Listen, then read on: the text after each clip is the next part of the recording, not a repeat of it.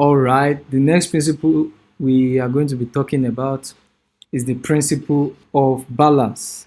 What is balance? Balance is basically the distributing visual weight, distributing visual weight to give to create something called stability and harmony in your design, to make sure that your design is standing well.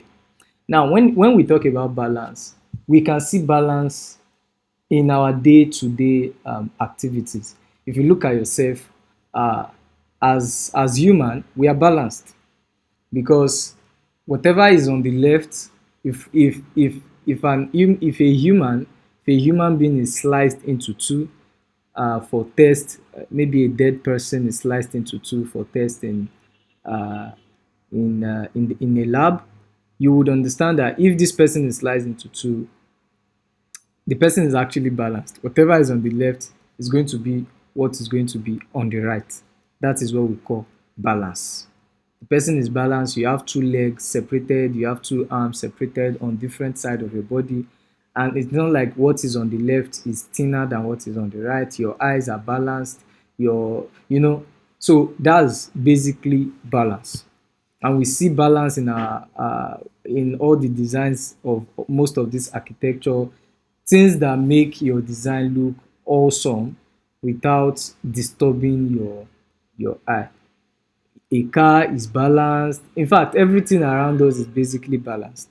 That's why we feel comfortable living with it or living around it. So achieving balance involve considering the visual weight of different elements such as the size, color, texture and position, and arranging them in such a way that they complement each other and create a sense of equilibrium or balance. So, and in this video, we are going to be talking about two major type of balance. We are going to be talking about the symmetrical balance and the asymmetrical balance. What is symmetrical balance? Now, symmetrical balance occurs symmetrical balance happen majorly when elements are evenly distributed around a central axis or line. So if you have an element that if you have a design that whatever is on the right is the same thing as what is on the left, you can categorize that as a symmetrical balanced design. So this type of design, or most time they convey formality, order and stability. So, and that's why you see most of these castle, most of these former places, former, not old, former, that's official places, are mostly symmetrically balanced. They don't do all this kind of different design on one side, another design on another side. If it's mostly if it's informal now, we can now look at your house. Our parents houses are built the way they want it to be built. It may be, but it's balanced, it's visually appealing. So most balance, we have example of balance and we have symmetrical balance. We have example of symmetrical balance are logos. If you check not all logos, most logos are symmetrically balanced because whatever is on the right is on the left. There are some logos that are not symmetrically balanced. There are some logos that are asymmetrically balanced, and there are other type of balance. There's another example of balance called the radial balance. We are not going to be talking about that in this video. The radial balance, you can read about it. I'm not going to be talking about that. So the logos that are symmetrically balanced are logos like the McDonald's logo, logos like the Dropbox and all. So such that if you divide them into two, whatever is on the left is going to be the same on the right. That's symmetrically balanced design. And the second type of design is the asymmetrically balanced design. It's just opposite of the symmetrically balanced design. Designs that even though they are visually appealing, However, they are not evenly distributed on the same axis or the same line. They are not evenly distributed. You know, when these are when elements are not identical on each side of a central axis. You know, whatever is on the left is not on the right. And most of these balanced they occur on websites. When you look at website designs, most of these are what you see, because whatever is on the left is not the same thing as what is on the right. However, it looks balanced and it doesn't look chaotic, you know. So an example of a symmetrically balanced image, this is an example of a symmetrically balanced image.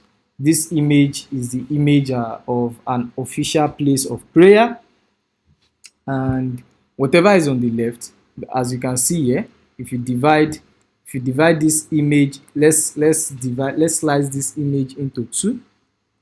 Let's slice this image into two and see what we are talking about. Yeah.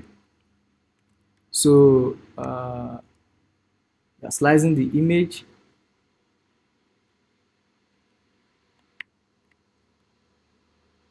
So let's say this goes like this, and this I did not slice the image well, guys. But anyways, this, if you divide this into two, whatever is here, we have two tall guys here, the same thing as these two tall guys.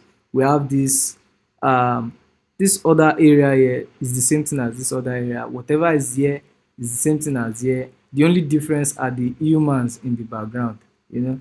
So, and the trees, but the image, the actual building itself is symmetrically balanced. Let's join them together.